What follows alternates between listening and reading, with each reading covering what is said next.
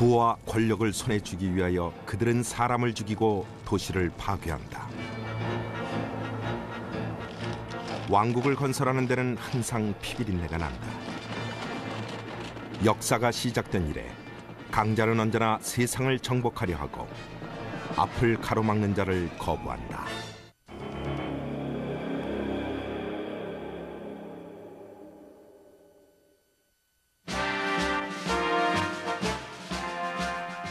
알렉산더는 카리스마가 넘치는 젊은 왕이자 승리를 누린 용맹한 전사였다.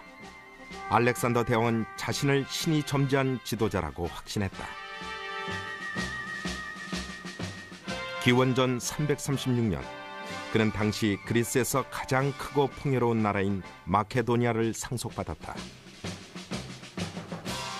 그리고 겨우 20살에 세계 최고의 군대를 거느렸다. 기병 1800명을 포함한 4만 명의 군대를 거느리고 영토 확장 전쟁을 시작했다. 한 번은 그리스의 도시국가인 테베에서 알렉산더에 대항한 반란이 일어났고 알렉산더는 320km를 달려가 테베시를 포위했다.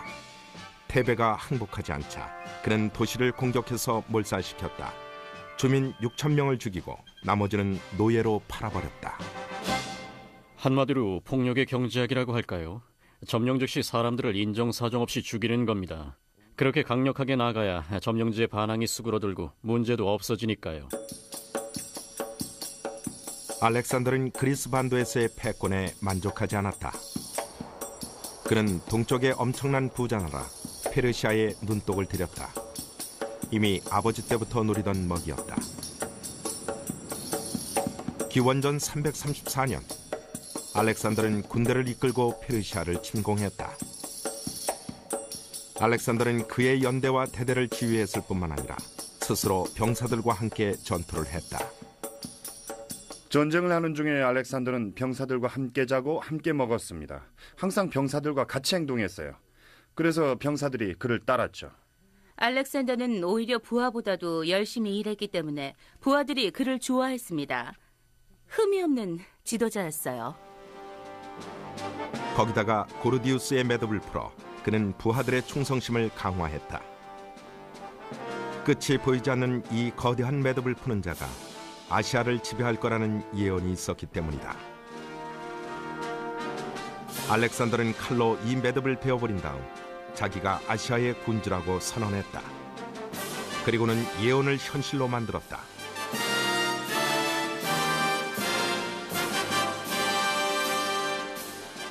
알렉산더는 지중해 연안을 정복한 후 발길을 인도 쪽으로 돌렸다. 이 원정길에서 그는 70개의 새 도시를 건설한 다음 모두 알렉산드리아라고 이름지었다. 알렉산드리아 이전의 도시는 왕궁, 요새 또는 신전의 주변 지역을 일컫는 정도였습니다. 그러나 알렉산더가 북아프리카나 중동 지역을 정벌해 세운 도시는 기능적인 면으로 보자면 그리스식 상업도시라고 할 수 있습니다. 다시 말해서 현대적 개념의 도시가 처음 지어졌다고 볼 수 있는 거죠. 알렉산더는 그리스와 마케도니아의 지배권을 확립한 후에 군대를 움직여 원정에 나섰다. 기원전 330년경 페르시아 제국을 정복함으로써 광대한 영토의 주인이 된 알렉산더는 신으로 받들어졌다. 알렉산더 스스로도 자기가 신이라고 생각하였다. 당시 유대인을 제외하고는 누구나가 알렉산더를 사람이 아닌 신이라고 생각했습니다. 그도 그럴 것이 그리스 신화에서 보자면 그냥 평범한 인간을 툭하면 신으로 격상시키곤 하거든요. 그러니 급속히 팽창하는 거대하고 강력한 왕국의 주인을 살아있는 신으로 칭하는 건 오히려 자연스러운 일이었습니다. 기원전 327년 봄 알렉산더는 또 전쟁을 일으켰다. 병사 3만 5천을 이끌고 인도를 공격했다. 이것이 그의 마지막 원정이었다. 수많은 전쟁에서 살아남았던 알렉산더는 기원전 323년 갑자기 열병으로 죽었다. 향년 33세였다.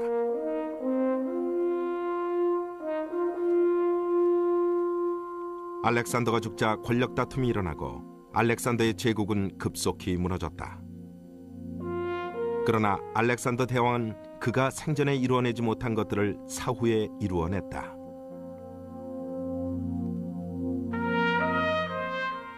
알렉산더가 죽자 사람들은 그에 대한 이야기를 책으로 만들기 시작하고 그의 업적을 기리는 기념비들을 세웠습니다. 이제까지 알려진 고대 지배자 가운데 이처럼 신격화된 인물은 알렉산더가 유일합니다. 바로 이웃에 어떤 나라가 존재하고 누가 사는지도 모르던 시대에 알렉산더는 먼 대륙을 정복했고 새 도시를 세웠습니다. 그러면서 그리스 문명을 전파시킨 거죠. 알렉산더의 또 다른 업적은 그리스의 가치관, 학문, 그리고 상업 제도를 확산시켰다는 점입니다. 큰 영토를 정복했다고 칭송만 받는 게 아니다. 때로는 잔인한 인물로 낙인이 찍힌 경우도 있다. 몽골의 초원에서 태어나 세계사상 가장 광대한 제국을 이룩했던 무자비한 전사 출신의 지배자 칭기즈칸이 그 예이다. 그럼 칭기즈칸에 관해 알아보자.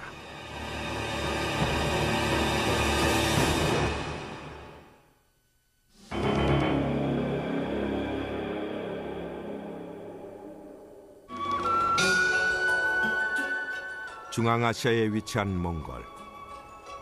몽골은 러시아와 중국 사이의 드넓은 산악지대와 사막으로 이루어져 있다. 대부분의 땅에는 지금도 1000년 전과 다름없이 유목민들이 흩어져 살고 있다. 이 불모의 초원지대에는 기름진 땅이 극히 일부분이다. 그래서 몽골인들은 서로 좋은 땅을 차지하려고 항상 다퉜다. 그런데 한 사람이 이 싸움에 종지부를 찍었다. 그는 1162년 몽골에서 태어났다. 이름은 쇠를 뜻하는 태무진. 그러나 자신의 제국이 어마어마하게 커지자 그의 이름은 우주의 지배자란 뜻인 칭기즈칸으로 바뀌었다. 몽골의 여러 부족 중에서도 칭기즈칸은 전투 부족 출신입니다. 그러므로 어려서부터 정복했을 때의 결과와 당했을 때의 결과가 어떻게 다른지 잘 알고 있었죠. 칭기즈칸은 그 원칙을 잘 알았다. 그는 말과 옷과 식량을 나눠줌으로써 백성들의 충성을 얻었다. 그리고 반대자를 무자비하게 처형함으로써 지도자의 지위를 확보했다. 40살경 칭기즈칸은 사상유례가 없이 강하고 잔인한 군대를 거느리게 되었다. 그의 군대는 도시를 유린하고 보물을 약탈했다. 그의 제국은 아시아 대륙 밖까지 뻗어갔다.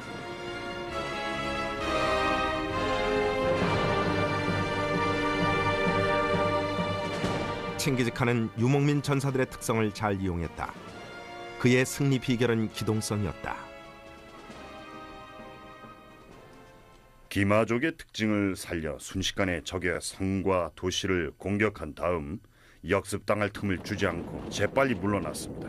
기동력이 없는 적은 그저 당하기만 할 뿐이죠. 칭기즈칸의 군대는 신속하게 이동했다. 갑자기 나타나 적을 유린한 후 감쪽같이 사라지곤 했다. 물이나 식량 같은 필수품이 없어도 그들은 전혀 걱정하지 않았다. 칭기즈칸의 군대는 군마의 살가죽을 벗겨서 비상식량으로 대용했습니다. 또한 그들은 물 대신 말의 피를 마시며 진군했습니다. 몽골을 통일한 칭기즈칸은 이제 몽골 바깥 땅을 노리기 시작했다. 1209년 그는 중국 북부를 공격했다. 칭기즈칸은 7만 5천 군대를 이끌고 1000km 고비 사막을 건넜다. 그리고 서하의 북부 지역을 정복했다. 1214년에는 금나라 수도인 중도를 포위, 중국인의 항복을 요구했다. 굶주린 중국인들은 서로 잡아먹기에 이르렀고 1년 후엔 결국 항복했다. 만리장성의 높은 벽을 허물고도 중국 땅 깊숙이까지 파고든 건 정말 놀랄만한 일이라고 할 수 있습니다. 경계 안쪽 깊숙한 곳은 싸울 수 있는 군대가 없거든요. 그렇지만 승리는 전쟁을 합리화시켜줍니다. 칭기즈칸의 중국 침략 전쟁도 이런 전쟁 가운데 하나였죠. 그러나 그의 제국은 알렉산더처럼 조직적이거나 오래가질 못했다. 그는 행정력 있는 정부를 세우질 못했다. 그저 이 지역에서 저 지역으로 이동하면서 약탈과 정복을 반복했을 뿐이었다. 한 도시를 정복하여 수탈하고 나면 바로 이어서 다음 공격할 도시를 물색하고 정복에 나섰습니다. 이렇게 전쟁이 반복된 거죠. 칭기즈칸의 추진력은 두 가지였다. 필요와 복수. 1218년 페르시아 왕이 통상사절로 온 몽골의 사신을 처참하게 살해했다. 그러자 칭기즈칸은 이렇게 말했다고 한다. 너희들의 시련은 내 탓이 아니다. 나는 당한 만큼 보복할 뿐이다. 그로부터 1년 후 칭기즈칸은 중앙아시아의 페르시아로 진군했다. 막강하던 페르시아가 불과 며칠 사이에 무너지고 말았다.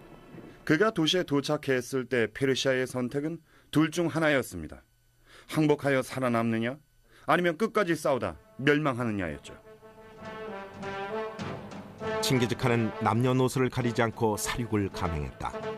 건물을 불태우고 보물을 약탈했다. 남은 것은 기나긴 폐허의 흔적뿐이었다.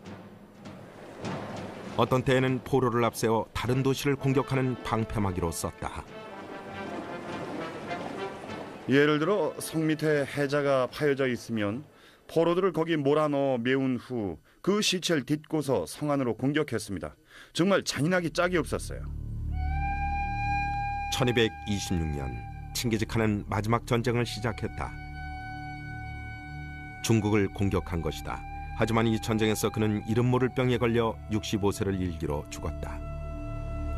칭기즈칸의 가장 위대한 업적은 유럽과 동방 간의 교역로를 트는 기초를 마련한 점이다. 몽골 제국이 안전한 동서 교역로를 개척해 주었기 때문에 유럽과 중국 사이에 상업이 활발히 이루어지게 됐고, 마르코 폴로가 서구의 동양의 신비를 소개할 수 있었던 겁니다. 칭기즈칸의 자손들은 제국을 분할하여 러시아, 인도, 이란, 중국의 각자의 왕조를 세웠다. 아시아에서 팽창해 나간 몽골은 세계에서 가장 부유한 왕조인 오스만 제국과 충돌했다. 오스만 제국은 약 600년간 계속되었는데 제국의 전성기 때 지배자는 자신을 세계의 술탄이라고 자부했다. 그 지배자가 바로 술레이만 대제이다.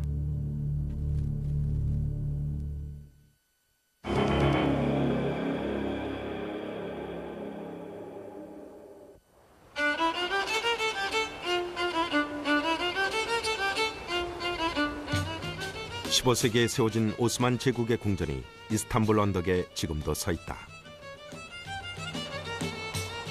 이 왕궁에서 오스만 제국은 수백 년간 제국을 다스렸다. 그 중에도 무려 46년간이나 권좌를 누렸던 술탄 시절에 제국은 황금기였다. 그 술탄의 이름은 술레이만 대제. 알렉산더와 마찬가지로 술레이만도 그 부와 권력을 아버지로부터 물려받았다. 1520년 그의 제국은 유럽의 일부, 소아시아, 시리아, 메소포타미아, 아라비아, 이집트에 걸쳐 있었다. 그는 능률적인 행정부를 운영했다. 한마디로 군사 통치가 아닌 조직적인 관료 통치였다. 술레이만 대제는 권력의 1인 집중을 피한 최초의 술탄이었습니다. 그는 권력을 한 개인이 아니라 나라의 제도에 맡겼습니다. 즉 그는 제도를 세워서 법률, 의식, 관례 등 행정 조직과 법에 전에 없던 힘을 실어주면서 나라의 권력을 분산시킨 최초의 지도자였습니다. 국가 권력의 미래를 보여줬다고 할 수 있습니다.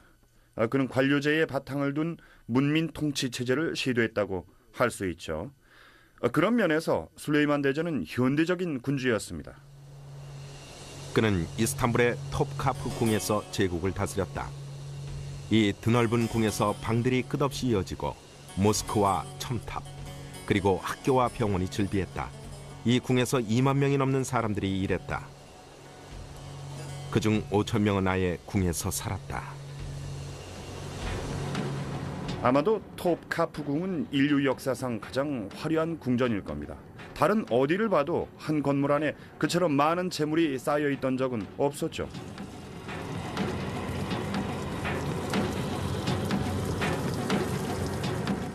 황금과 은재 타일로 장식된 방 속에 제국의 부가 찬란하게 빛났다.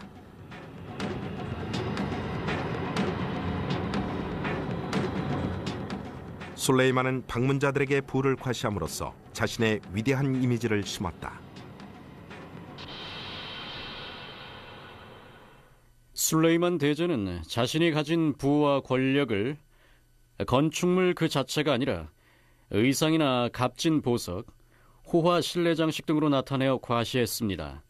우린 토카프 궁전 안에 아직까지 남아있는 수많은 실내 장식과 화려한 보석을 통해서 그의 호화와 사치가 어땠는지 짐작할 수가 있습니다. 술레이만의 영광은 궁전에서 흘러넘쳐 전쟁터에까지 빛을 발했다. 즉위 첫 2해 동안 그는 유럽의 심장부를 2차례나 정복했다. 서기 1521년 술레이만은 헝가리를 침공, 벨그라드를 비롯한 다뉴브강 연안 땅을 정복했다.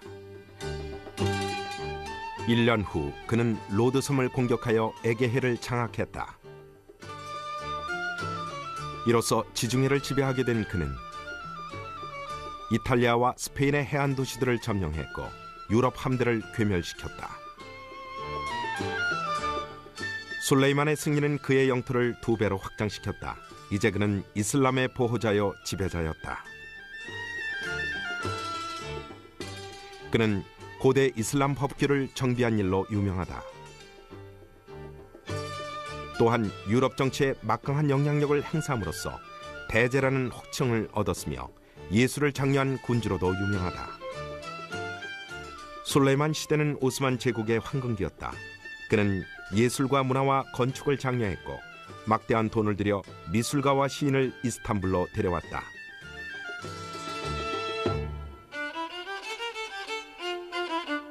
베네치아 대사는 이보다 더 행복한 나라는 없다고 기록을 남겼다. 오스만 제국은 신의 축복을 독차지했다. 전쟁과 평화를 마음대로 했으며 황금과 사랑과 선박과 충성이 넘쳐났다. 누구나 술레이만에게 복종했으며 안 그럴 경우엔 무력이 동원되었다. 술레이만 대제도 다른 술탄들처럼 말을 못하고 듣지 못하는 자들로만 이루어진 암살단을 거느렸습니다. 그는 이 암살단을 시켜 마음에 들지 않거나 왕권을 넘보는 신하, 심지어 그의 아들인 왕자들까지도 제거했습니다. 자신이 지켜보는 앞에서 아들을 교살시켰다는 기록도 있습니다. 그처럼 가혹했지만은 그의 통치는 대단히 효율적이었습니다. 세계의 술탄 술레이만 대제는 1566년 질병으로 죽었다. 향년 72세였다.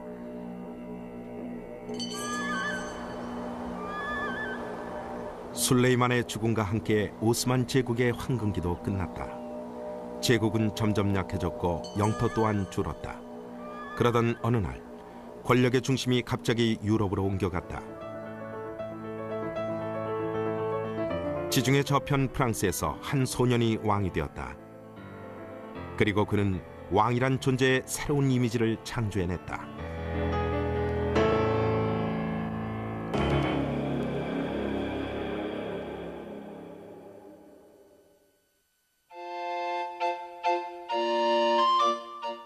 루이 14세는 사상 최장 기간인 72년 동안이나 재회했지만 그가 누렸던 부와 권력은 생각처럼 웅대하진 않다. 루이 14세는 왕이 가진 권위와 명성을 내세워 국민들을 하인 다루듯 하면서 나라를 통치했습니다. 자세히 보면은 루이 14세는 힘센 정복자도 뛰어난 행정가도 아니었습니다. 그러나 항상 옷을 잘 입고 다녔고 행동에 있어서 왕다운 풍모를 보였습니다. 소위 권위에 의한 지배를 시작한 거죠. 그는 칭기즈칸 같은 무력 정복자도 술레이만 같은 법치 행정가도 아니었죠. 루이 14세는 1654년 15살 때 1900만 프랑스 국민의 왕이 되었다. 이전의 왕들은 국사를 장관들의 충고에 전적으로 의지했지만 23살이 되자 루이 14세는 자기 자신의 친정 체제를 선언했다. 그로부터 54년간 그는 모든 국사에 친히 개입하였다. 그는 레따세 무아, 즉 짐은 곧 국가이다라고 말한 것으로 유명하다. 그는 파리 시민들에게는 루이 대왕으로, 유럽인들에게는 태양왕으로 알려졌다. 루이 14세는 태양이 만물에 생명을 주듯 자기는 프랑스의 생명을 불어넣었다고 믿었다. 그는 왕의 행동 지침에 대한 글들을 읽었습니다. 책상에 앉아 하루 6에서 8시간 동안 문서를 읽었죠. 그리고 왕은 위엄을 갖춰야 한다고 믿었습니다. 그래서 위대한 왕의 이미지를 풍기려고 무던히 애썼던 거죠. 루이 14세는 오늘날로 치면 엄격하고 잘난 체하는 그런 인물이라고 할 수 있습니다. 하지만 그는 항상 왕다운 위엄과 품위를 지녀야 한다고 생각했습니다. 왕은 절대적으로 백성의 친구가 될 수 없다고 믿었던 거죠. 그는 생애 내내 궁전에서만 살았다. 루이 14세를 가장 단적으로 상징하는 것이 2000개의 방을 가진 베르사유 궁전이다.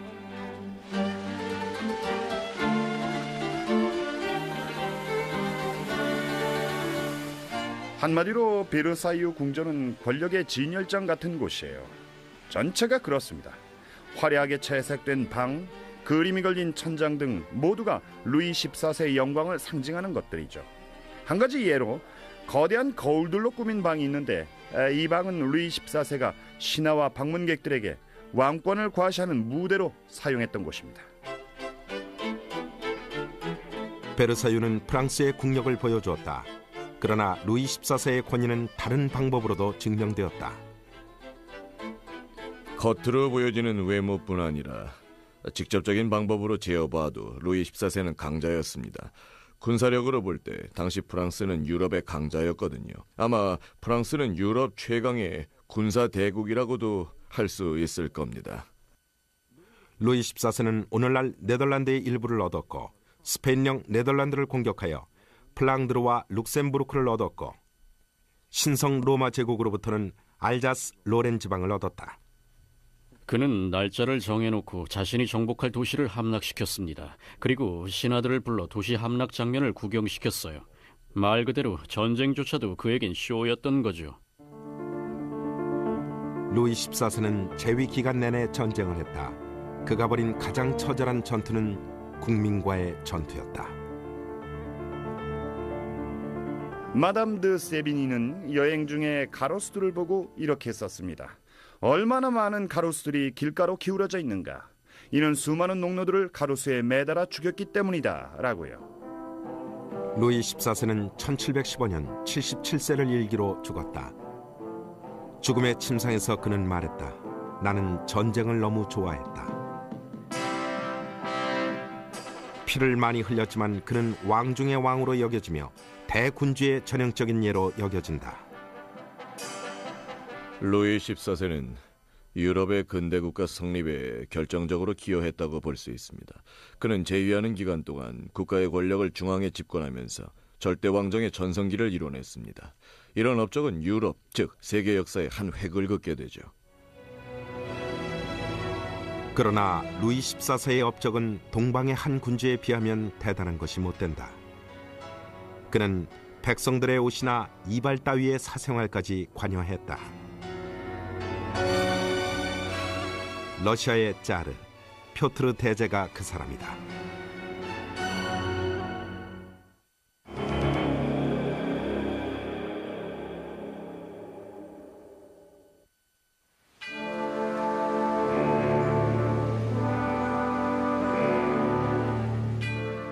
표트르 대제가 건설한 새 수도 상트페테르부르크는 북방의 베니스라고 불린다. 지금도 조용한 운하 위에 멋진 다리가 놓여 있다. 광장은 대리석 샘물과 동상들로 장식돼 있다. 17세기 말 10대의 어린 표트르가 짜르에 등극했을 때 러시아는 원시적이고 가난한 나라였다. 지리적으로 러시아는 유럽의 외곽인 동시에 아시아의 외곽에 위치해 있습니다. 어찌 보면 두 세계 사이에 낀 가장 불행하고 가장 비생산적인 나라라고 할 수 있습니다. 표트르 대제는 유럽 쪽으로 눈을 돌렸다.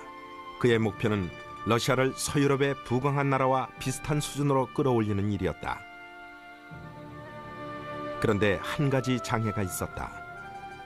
러시아는 큰 바다로 나갈 항구가 없었다. 지도를 펼쳐보면 러시아의 근처에 바로 발트해가 보입니다. 흑해 역시 아주 가까운 곳에 위치해 있고요.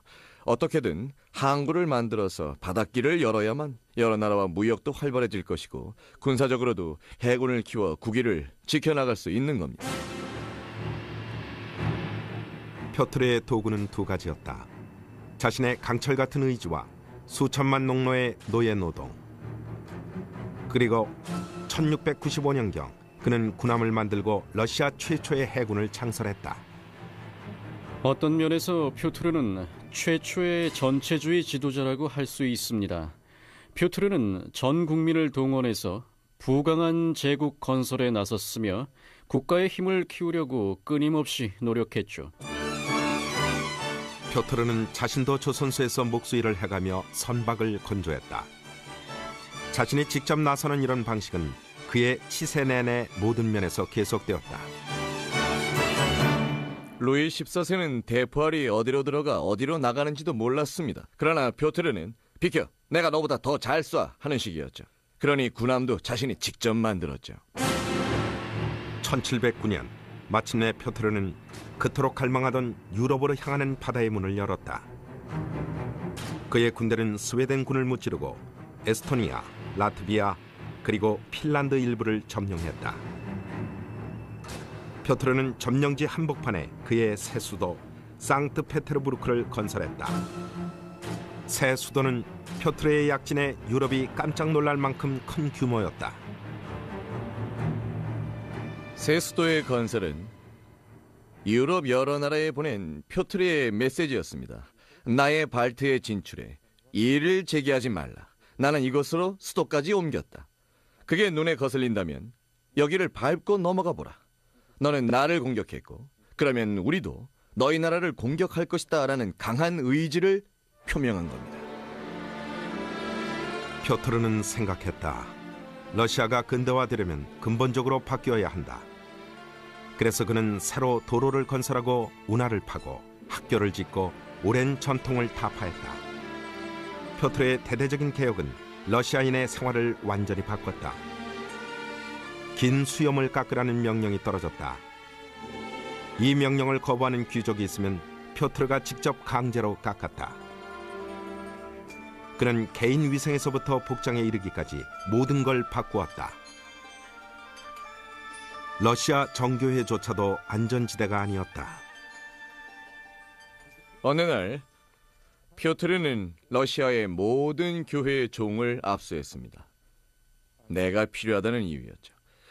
그리고 그걸 녹여서 대포하고 무기를 만드는 데 썼습니다. 대단한 실용주의죠. 삼위일체나 그리스도의 신성 모독은 얘기할 틈이 없었어요. 내가 쇠붙이가 필요하니까 그걸 내놔라 이거였어요. 메시지는 명백했다. 짜르의 명령은 무조건 따라야 한다. 표트르는 개인적인 힘으로 나라를 다스렸다. 그리고 루이 14세가 했던 것처럼 반발을 무자비하게 억압했다. 크렘린 벽 바깥에 시체가 쌓이도록 교수형을 집행했다. 사람들은 표트르가 미쳤다고 생각했습니다. 그도 그럴 것이 표트르는 자신의 말에 반발하는 자들의 처형을 정말로 재미삼아 했습니다. 가혹할 정도였죠. 서기 1725년 광기에 찬 그의 치세가 끝났다. 백성을 공포에 몰아넣던 표트르 대제가 소화기 계통의 병으로 죽은 것이다. 향년 53세였다. 표트르 대제는 서유럽을 러시아가 닮아야 할 모델로 생각했다. 하지만 그런 모범 국가가 어이없게 망했다. 1789년 프랑스에 혁명이 일어난 것이다. 그리고 나폴레옹 보나파르트가 등장했다.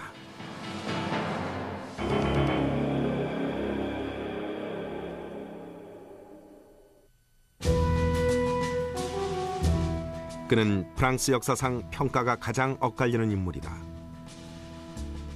프랑스를 개혁한 명석한 군사 지도자로 존경하는 이도 있고,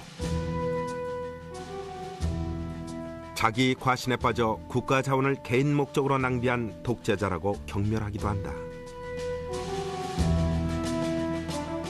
나폴레옹은 프랑스 혁명 직후의 불안한 분위기에 교묘히 편승하여 1799년 정권을 잡았다. 그리고는 혁명 기간 중 시작된 각종 개혁을 마무리하였다.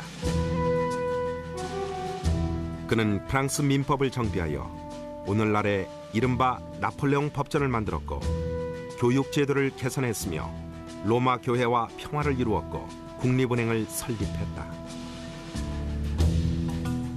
그리고 1804년에는 스스로 황제에 취임 나폴레옹 1세가 되었다. 그러나 그는 황제의 지위에 만족하지 않았다. 전쟁을 벌인 것이다.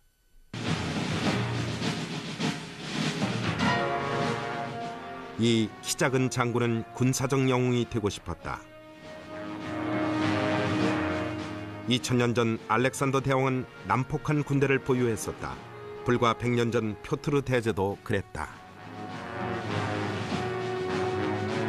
그러나 1800년대에 들어와서는 산업혁명 덕분에 통신이나 전투의 방법이 크게 바뀌었다.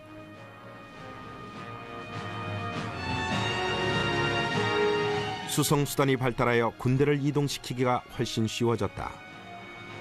나폴레옹은 시계를 사용하여 작전을 펴는가 하면 전투 계획서나 지도를 인쇄하여 부하에게 돌렸다. 그러나 연합군도 기술의 덕을 봤다. 그들은 단결하여 평화를 정착시켰다. 당시 시민사회가 확산되기 시작했습니다. 그리고 시민사회는 입헌 정부를 요구했어요. 왕조차도 법의 아래에 있어야 한다는 겁니다. 시대가 이처럼 변하고 있었지만 나폴레옹은 여전히 구시대적인 인물이었다. 그는 전쟁의 미련을 가졌고 결국 전쟁으로 패망했다. 나폴레옹은 시대착오적인 생각을 가지고 있었습니다. 전쟁의 목적을 잘못 알고 있었던 거죠. 원래 전쟁은 유리한 정치적 상황을 만들기 위해 행해지는 겁니다. 하지만 그는 승리를 즐기려고 전쟁을 했습니다. 한 전쟁이 끝나면 다음 전쟁을 계획해서 평화를 깨뜨렸죠. 만족을 몰랐던 겁니다. 온 유럽이 그를 상대로 뭉쳤다. 프로이센, 러시아, 영국, 오스트리아, 그리고 스웨덴. 1815년 결국 나폴레옹의 군대가 분쇄되면서 전쟁이 끝났다. 그는 남대서양의 돌투성이 섬에서 귀양 생활을 하다가 1821년에 죽었다. 나폴레옹의 유골은 거의 20년 동안 섬에 버려진 채로 있었다. 그러다가 1840년 그의 유골이 파리의 광장에 이장되었다. 수백만 군중이 그의 장엄한 이장 의식을 참관하였다. 현대 같으면 나폴레옹의 무분별한 정복 행위는 환영받지 못할 겁니다. 오히려 심한 비난을 받았겠죠. 그러나 그는 좋은 의도였던 아니든 프랑스의 영광을 안겨준 인물입니다. 한때 유럽 전역을 삼색 깃발로 덮은 건 사실이죠. 그렇게 보면 영웅이라고 할 수 있는 겁니다. 그러나 20세기에 와서는 다르다. 정복자는 영웅이 아니다. 그들의 권력욕은 세계를 괴롭히고 적을 만들 뿐이다. 현대에 들어와 부와 권력을 추구한 지배자들은 하나같이 폭군으로 낙인 찍혔다.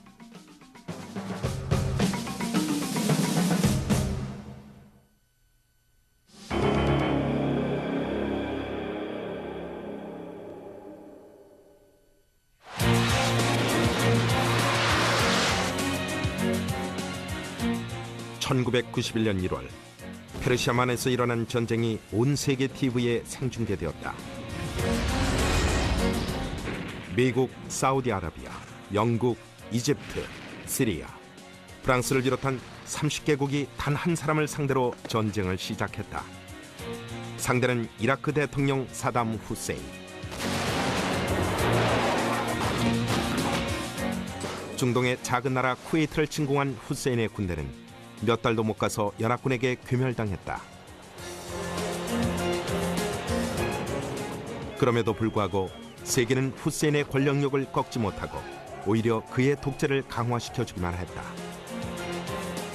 후세인은 철권 통치를 계속하면서 수십 개의 궁전을 짓는가 하면 50억 달러가 넘는 개인적 부를 축적했다. 그는 현대의 폭군이다.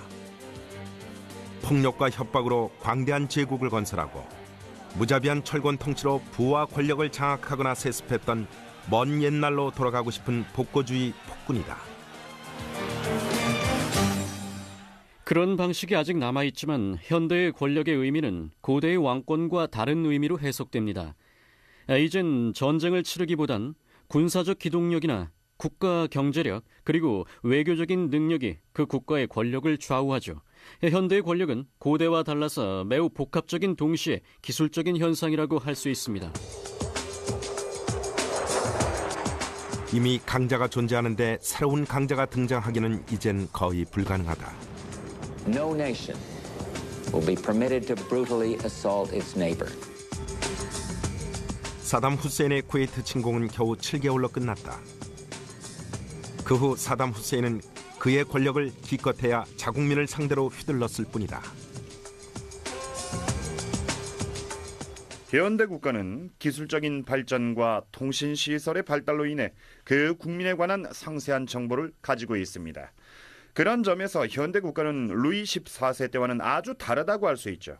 그리고 현대 국가의 권력 기반은 왕이 아니라 바로 국민입니다. 통신에 의해 조직화된 국가란 개념이 과거에는 없었습니다. 칭기즈칸 시절로부터 800년이 지난 지금은 기술의 발전과 정치의 세계화로 인해 세계의 정복자 또는 모든 땅의 주인이 나올 수 없다. 현대 사회에서는 칭기즈칸이나 알렉산더처럼 한 개인이 세계를 장악한다는 건 불가능합니다. 하지만 바로 얼마 전까지도 그게 가능했죠. 20세기 초에 개인이 큰 권력을 휘두른 때가 있었으니까요. 그러니까 스탈린, 마오쩌둥, 그리고 2차 대전의 주모자 히틀러. 그러나 그런 세계의 독재자들은 이젠 더 이상 나올 수가 없습니다. 지금과 같이 아주 급속한 속도로 변하는 사회에서는 그처럼 거대한 억압 시스템을 구축할 수가 없어요.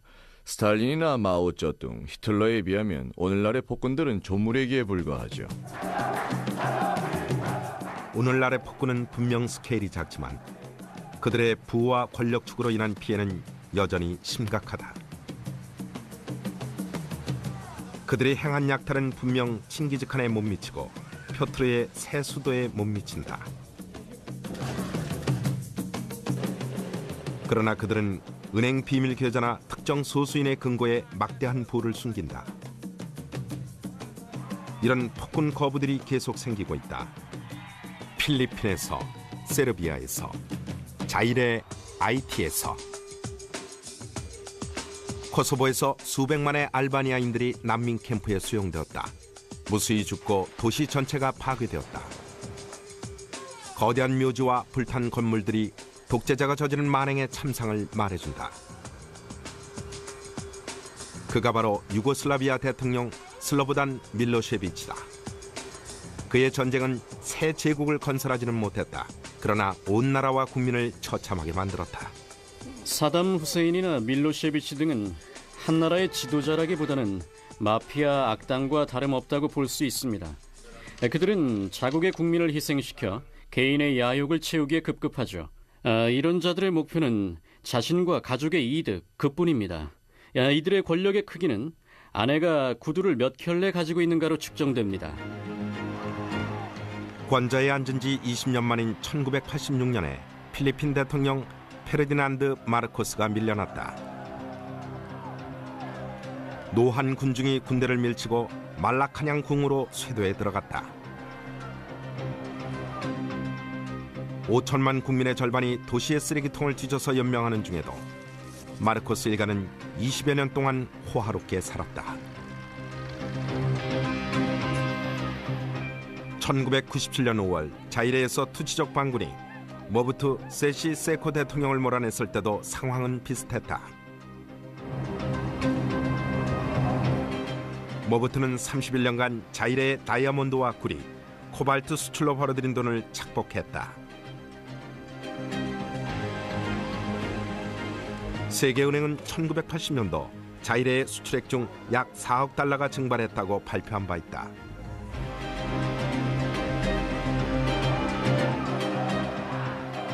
(1998년 5월에는) 인도네시아의 수하르토 대통령이 나라 경제를 폐허로 만든 다음 76세의 나이에 하야했다.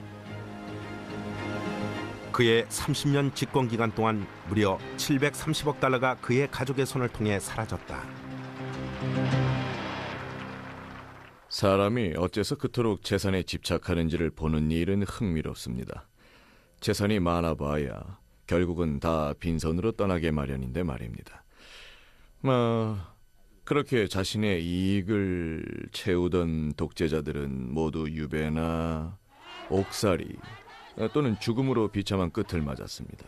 하지만 최첨단을 달리는 20세기에도 세계 여기저기는 죄 없는 국민이 계속 수탈당하고 굶주리고 고통받아왔습니다. 히틀러나 스탈린, 후세인, 밀로셰비치 등등의 과대망상을 가진 독재자들에게요. 정말 이상한 일입니다. 안 그래도 충분히 나라를 다스릴 수 있는데도 그렇지 않잖아요? 부와 권력의 추구에는 반드시 희생이 따르기 마련이다. 알렉산더는 도시들을 파괴했다. 칭기즈칸은 수백만을 학살했다. 표트르 대제는 자신의 백성을 노예로 부렸다. 현대인들은 지도자들이 보다 문명된 방법으로 통치하기를 기대하며 또 대부분 그렇게 하고 있다. 하지만 그 중에는 무한한 물욕과 절대적인 권력욕에 빠져 부정을 저지르는 지배자들이 여전히 있다.